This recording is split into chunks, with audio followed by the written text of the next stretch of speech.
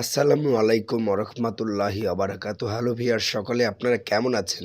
আজ নোকিয়া নিয়ে কথা বলবো। নোকিয়া 32 এই ফোনটি নিয়ে কথা বলবো। নোকিয়া 32 C32 এই ফোনটি আজকের ভিডিওতে ফুল স্পেসিফিকেশন থাকবে। আপনাদের জন্য ডিটেলস আলোচনা। তো আপনারা শুরু থেকে শেষ পর্যন্ত দেখার আমন্ত্রণ জানালাম। তো আপনারা আজকের নোকিয়া C32 থেকে বেশ কিছু বিষয় জানতে পারবেন আজকের ভিডিও টপিক্স থেকে। তো এই আজকের ভিডিও টপিক্সে নোকিয়া C32 আসলে অ্যান্ড্রয়েড লেভেলিং হিসেবে 13 পাবো, কিন্তু আমরা অ্যান্ড্রয়েড সেক্টর হিসেবে কিন্তু ভালো সেগমেন্ট করেছে অ্যান্ড্রয়েড 13 6128 র্যাম, পাশাপাশি এর 4128টাও আমরা ভেরিয়েন্ট কিন্তু দেখতে পাবো।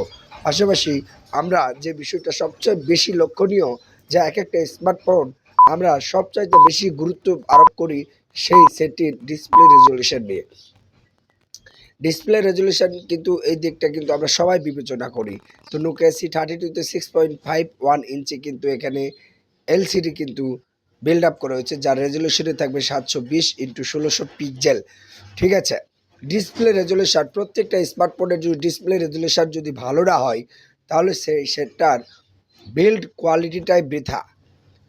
ডিসপ্লে রেজলিউশন ফার্স্ট সাইড থাকবে, সেকেন্ড স্টেপ থাকবে সেই ফোনটির পারফরমেন্স অর্থাৎ ব্যাটারি ব্যাকআপ, ব্যাটারির লেন্থ, পাশাপাশি সেই সেটটির ক্যামেরা সেটআপমেন্টটাও কিন্তু থাকবে। তিনটা দিক কিন্তু আমরা সচরাচর বিবেচনা করব একটা স্মার্টফোন কেনার ক্ষেত্রে। এলসিডি প্যানেলটা দেখব, ব্যাটারি হেলথটা দেখব, এবং আরেকটা যেটা সেটা হচ্ছে ক্যামেরার মেগাপিক্সেলগুলো দেখব। আসলে তিনটা দিক বিবেচনা করলে কিন্তু স্মার্টফোন কিন্তু আমাদের ক্রয় করা হয়েই যায়। আরেকটা বিষয় থাকে, এটা হচ্ছে প্রসেসর কিন্তু প্রত্যেকটা সেটেই প্রসেসর থাকে। তো প্রসেসর যদি হাই কোয়ালিটি বা বিল্ড কোয়ালিটি যদি, এটা কিন্তু প্রসেসরটা থাকবে কিসের উপর জানেন? আপনার প্রাইজের উপর। আপনার বাজেট কত তার উপরে কিন্তু একটা চমৎকার প্রসেসর পেতে পারেন। কেননা প্রাইস যত বাড়াবেন প্রসেসরের বিল্ড কোয়ালিটিটাও তত উন্নত হবে। এর বিষয়টা কিন্তু আমরা জানি। তো চলুন এই ফোনটির ফুল কনফিগারেশন ডিটেলস আলোচনা করব আজকের ভিডিওতে। নোকিয়া C32 আসলে নোকিয়াটা কিন্তু পূর্বে কিন্তু খুব ভালো জনপ্রিয়তা ছিল। নোকিয়া কিন্তু বর্তমানে গুটি, গুটি পায়ে কিন্তু একটু ব্র্যান্ড পর্যায়ে চলে গেছে। নোকিয়া তো আগের থেকেই ব্র্যান্ড। কিন্তু বর্তমান সময়ে নোকিয়া কিন্তু আ অন্যান্য ব্র্যান্ডের তুলনায় কিন্তু একটু পিছনেই পড়ে আছে ভিউয়ার্স আমার জানা মতে। Oppo, Vivo, Samsung, Realme এই কোম্পানিগুলা কিন্তু এতটা বিস্তার লাভ করেছে, সে তুলনায় কিন্তু নোকিয়া এতটা বিস্তার লাভ করতে পারেনি। নোকিয়ার বিভিন্ন মডেল সম্পর্কে আমি ভিডিও করেছি। নোকিয়া লুমিয়া 200, নোকিয়া লুমিয়া 300, এই ভিডিওগুলো কিন্তু আমি করেছি। নোকিয়া অক্সিজেন আল্ট্রা এই ভিডিওগুলো কিন্তু আমি করেছি। এই ভিডিওগুলোতে আপনারা দেখেছেন। কিন্তু নোকিয়াটা হয়েছে কি, নোকিয়াটা মানে তাদের বাজারের সাথে সামঞ্জস্য রেখে কিন্তু তাল মিলিয়ে চলতে পারছে না। এই একটা সমস্যা নোকিয়াতে। তো নোকিয়া আজকের C32তে বেশ কিছু ফিচার দেখতে পাবো। ওভারঅল আমার এই ফিচারগুলো দেখে নোকিয়ার প্রতি একটা আস্থা চলে এসেছে যে নোকিয়া এই রেঞ্জের মধ্যে একটি ভালো প্রোডাক্টই হবে আমার মনে হয়েছে। তো নোকিয়ার 5000 ব্যাটারি কিন্তু এখানে কিন্তু হেলথ হিসেবে দিয়েছে। 5000 ব্যাটারির পাশাপাশি 10 ওয়াটের একটি চার্জিং। এই সাইডটা কিন্তু একটু নেগেটিভ। 10 ওয়াটের জায়গায় এখানে কিন্তু 18 ওয়াটটা দিলে একটু ভালো হতো। 18 ওয়াট চার্জার যদি না দেয় বর্তমানে 5000 হেলথের ব্যাটারিতে, তাহলে কিন্তু সেটা কিন্তু একটা পজিটিভ দিক হবে বলে আমি মনে করি না। আর 5000 ব্যাটারি ব্যাকআপ কিন্তু দেওয়ার ফলে আপনার চার্জিং ওয়াটটা কিন্তু 18 ওয়াটটা দেওয়া উচিত ছিল। সে জায়গায় আমরা নোকিয়া C32তে 10 ওয়াটের চার্জার দেখতে পাচ্ছি। তো 10 ওয়াটের চার্জারের কারণে কিন্তু ফোনটিতে কিন্তু চার্জিং কোয়ালিটিতে একটু স্লোলি কিন্তু কাজ করবে, চার্জ উঠবে। ঠিক আছে?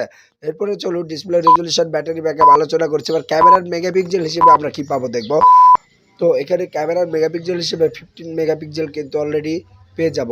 আর রিয়ার প্যানেলে কিন্তু গ্লাস ব্যবহার করা হয়েছে। আমরা নোকিয়ার যে ফিনিশিং বডি বিল্ড কোয়ালিটি দেখছি, এর রিয়ার প্যানেলে কিন্তু গ্লাস বডি, পুরোটাই কাচের কিন্তু একটা শেপ এখানে কিন্তু দেওয়া রয়েছে ভিউয়ার্স। আর পাশাপাশি নোকিয়ার ভলিউম আপ, ভলিউম ডাউন বাটনের নিচে যেই ফিঙ্গার, সাইড মাউন্টেড ফিঙ্গার যেই পাওয়ার বটন, ওটি কিন্তু সাইড মাউন্টেড ফিঙ্গার হিসেবে আপনারা পেয়ে যাচ্ছেন। এরপরে 3.5 কিন্তু এখানে একটা স্টুডিও অডিও জ্যাক পাচ্ছেন, টাইপ সি চার্জিং পোর্ট পাচ্ছেন, এবং স্টুডিও স্পিকার পাচ্ছেন, সব কিছুই পাচ্ছেন।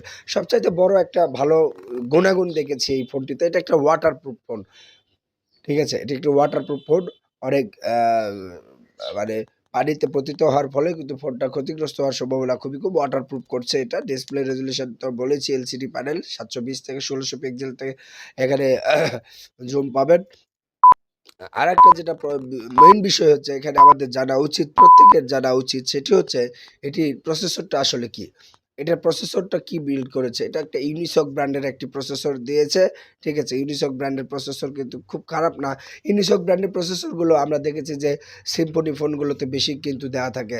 প্রসেসরও কিন্তু যদি ভালো না হয় তাহলে সেই সেটটা কিন্তু পারফরম্যান্স কিন্তু খারাপ হয়। যারা গেমিং পারফরম্যান্স করে এখনকার বর্তমান স্মার্টফোনগুলো কিন্তু সচরাচর কেন ক্রয় করতেছে মানুষ? আমাকে বলুন কেন ক্রয় করতেছে এখনকার স্মার্টফোনগুলো কেন?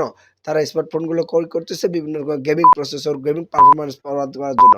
আর গেমিং সেট বলতে কিন্তু আমরা Realme গুলোকেই বুঝে থাকি। Realme এরপরে Oppo, Redmi এগুলো কিন্তু গেমিং সেট। ঠিক আছে? Infinix তাছাড়া Nokia হ্যাঁ, প্রত্যেকটা স্মার্টফোনে কিন্তু গেম রান করতে পারবেন এটা ঠিক আছে।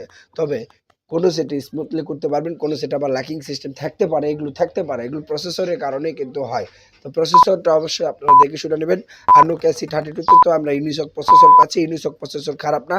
অনেক ভালো একটা বিল্ড কোয়ালিটি। ইউনিসক প্রসেসর আসলেই ভালো। আমি দেখেছি। এই কোম্পানি মূলত সিম্ফনি কোম্পানিগুলো তো এই প্রসেসর বেশি ইউজ করে আমি দেখেছি। ঠিক আছে? তো Nokia C32 আসলেই ভালো একটি প্রোডাক্ট। আপনারা নিতে পারেন। তবে এটা Android লেভেল হিসেবে কিন্তু 4G দিবে কিন্তু। ঠিক আছে? সবকিছু ওভারঅল মিলায় আমার ভালো লেগেছে। আপনাদের কেমন লেগেছে? এ ব্যাপারে মতামত শেয়ার করবেন আমাকে। কমেন্টস করবেন, জানাবেন। আর এখন পর্যন্ত এই ধরনের স্মার্টফোনের চ্যানেল যারা সাবস্ক্রাইব করেন নাই, প্লিজ চ্যানেলটিকে সাবস্ক্রাইব করে বেল আইকনটি বাজিয়ে আমার পাশে থাকবেন। সকলে ভালো থাকুন, সুস্থ থাকুন। দেখা হচ্ছে পরবর্তী কোনো ভিডিও টপিকস নিয়ে। আসসালামু আলাইকুম ওয়া রাহমাতুল্লাহি ওয়া বারাকাতুহু।